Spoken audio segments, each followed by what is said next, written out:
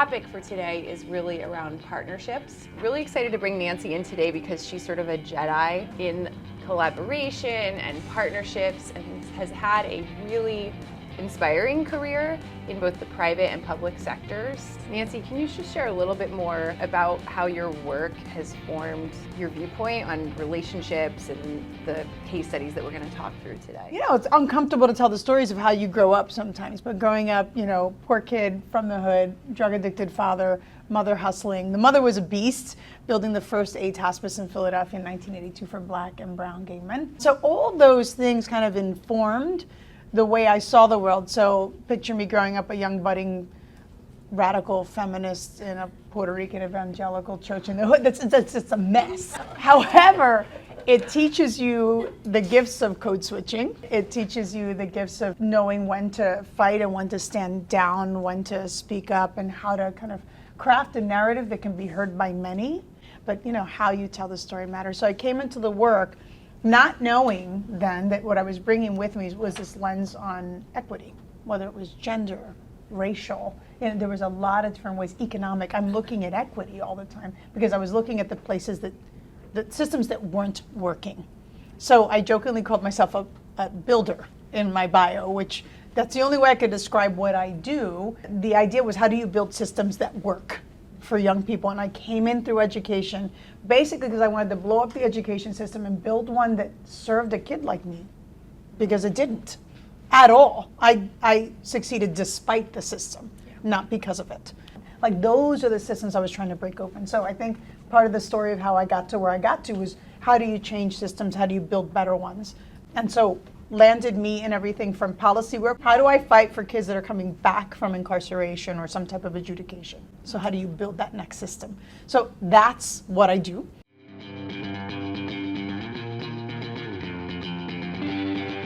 You don't build systems or new or transformative ideas by yourself. It's usually a seed that might come from you and your experience, but who are the people you need around you?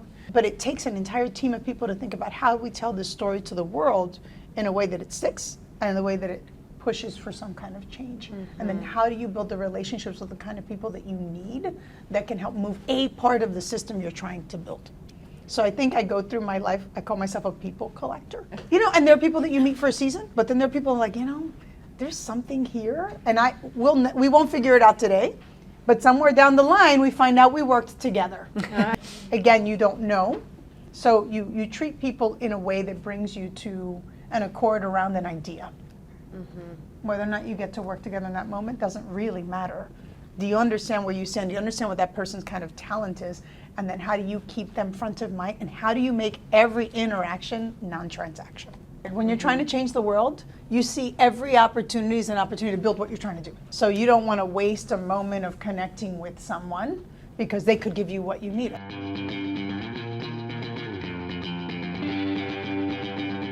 So last night we modeled that behavior, and then I brought someone to our event last night who's doled out about $10 billion over the last, 3 years. She just needs to know what you're working on, so that as she's building out the next procurement that goes out the door, she goes, I know exactly who to talk to, right? That was the non-transactional nature. And last night was, you guys just shared, that is non-transactional at its very best.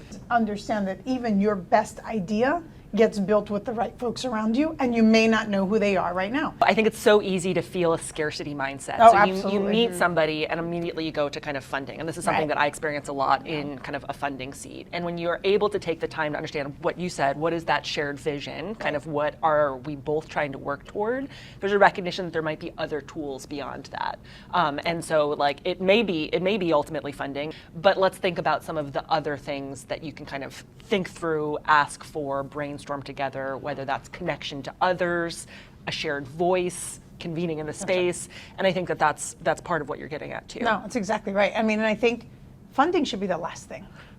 Honestly, it will come if you've built a relationship with that person that goes beyond the dollars, because then they'll keep coming back, right? And opening more doors. If you put the energy in on the front end of building that relationship, the outcomes on the back end are so much better and so much longer lasting.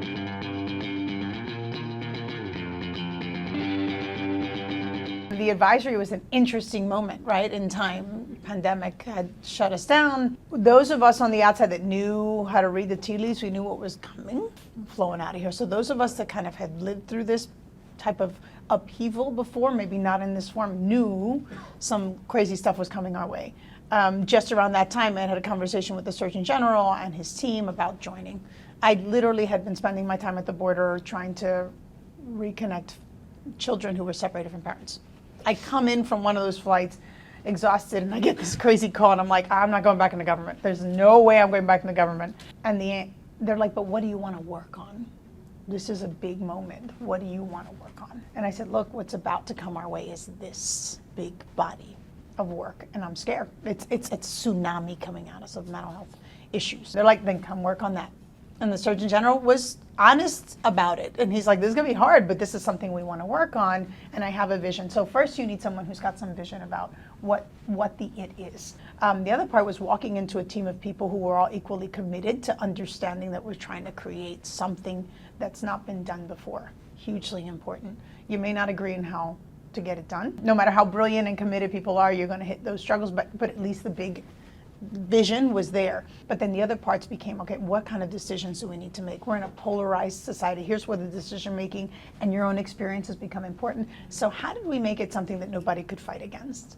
In a way, it was talking about young people. We had to be careful.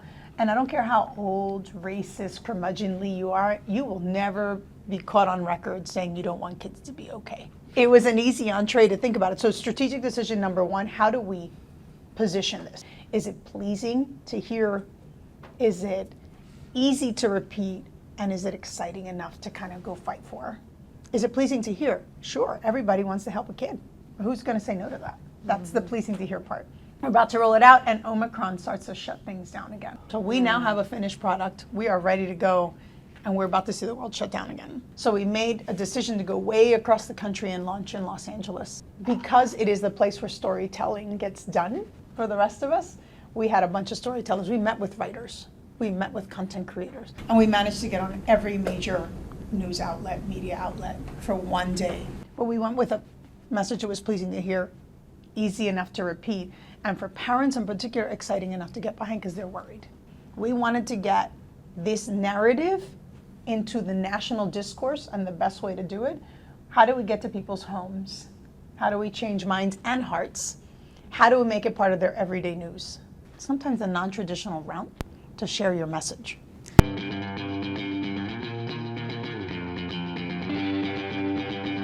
Once you've developed your message, sometimes you're so bought into the way you message it that it's uncomfortable to let other people make it their own, because people are going to absorb it and digest it and repeat it in the way that makes the most sense for them.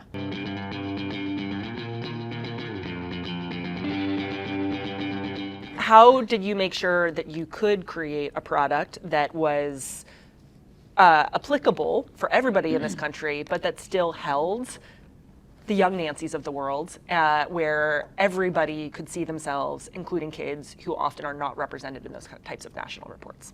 That's the beauty of creating the right team, and a team that's willing to fight a little bit with each other, because we fought a lot internally before we landed on how we wanted to push this out the door. And that's not a bad thing. Right? Folks should be able to push back on you and change your mind sometimes. And sometimes you'll change theirs. But there was a lot of fighting. Inside, within us, we had to teach each other what worked and what didn't work. We had to be willing to hear each other. Right? There's that intention versus impact. You intend to go out with this message and have it land this way. How it lands on someone else doesn't always show up the way you'd like it to. So even in those moments where we were battling each other over how and the wording and what it should look like, there was beauty in that because you were hearing what might not work somewhere.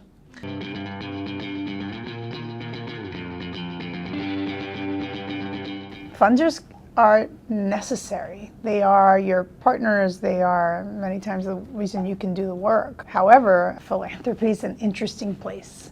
Everybody wants to make change, but everybody wants credit for it. And nobody wants to work with the other one because they're going to be the ones that lead, and that's hard. And there will be times where you're going to have to walk away from that funder. I can call them out a little bit for not staying the course. I think one of the biggest changes that I've seen over the years has been philanthropy's need to shift every 3 years or 4 years or 5 years, when we know damn well that this work, policy work in and of itself, even the best and easiest environment, takes 3 to 5 years to see change.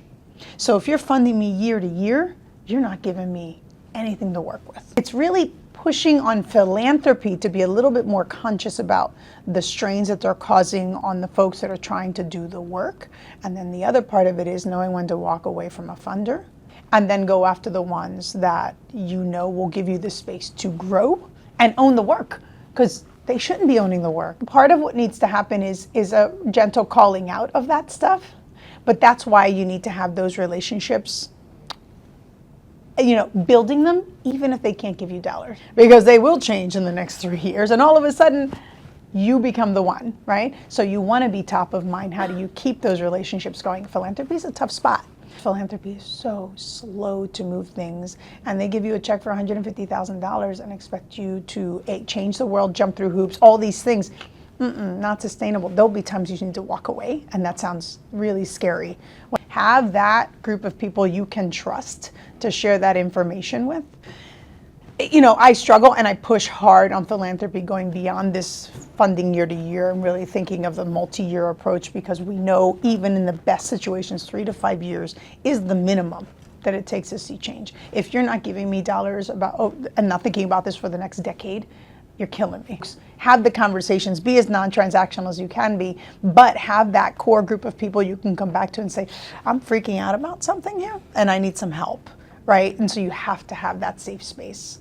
When you actually kind of build the relationships and invite the funders to take a coalition approach, you're able to then pull them a little bit further, and they're accountable to each other, because holding philanthropy to account is real hard, but philanthropists listen to each other, and the staff do as well. What Nancy does very well with that partnership approach is making sure that they can kind of come in together and have that shared accountability.